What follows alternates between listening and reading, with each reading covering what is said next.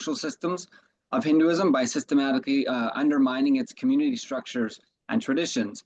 One glaring example is the Criminal Tribes Act, which went through several repetitions, evolutions through the 1800s and further.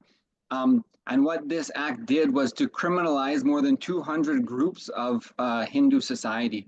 So they were branded as hereditary criminals, so born as a criminal.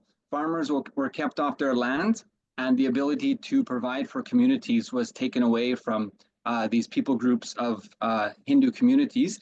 The act had a devastating impact on Hindu society. Many groups, such as spiritual adherents, sannyasis, Hindu monks, and artisans, were stigmatized as criminals. So these communities were often the communities that were upholding the Dharmic traditions, the strength of the Enlightenment civilization, serving as custodians of the spiritual knowledge. They played vital roles in temples and services and the local economy, where the temple was, in most instances, the center of the community. So by targeting them, the British colonizers sought to fragment the Hindu social order and disrupt the unity.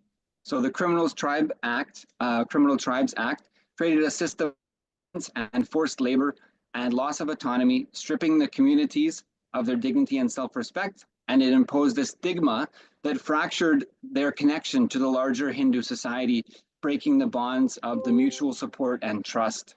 So the strategic alienation and criminalization worked to weaken the social and spiritual coherence of Hinduism and left a lasting scar on Bharat's cultural landscape. That's true, Maharaj. In fact, I'd like to add some more details to this. The Bharat Varsha at one point in time consisted of over 56 nations with over 10,000 traditions. When we look at the Criminal Tribes Act, right, of the 1871, at that time, by the early 20th century, there were over 150 communities that were actually classified as criminal tribes across British India. And the number of people it actually targeted was about 13 million people, representing about 5% of India's population at that point in time.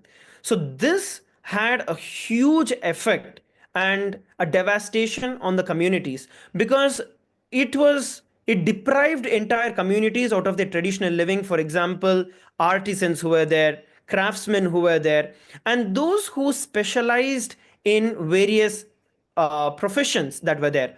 Because of this, people were forced into labor, indentured labor, and more than 70 to 80 percentage fell into unemployment rates. And that was actually the highest surveys. Even now, when we look at it, post-independence surveys, it revealed that these denotified tribes have the highest unemployment rate in the entire country.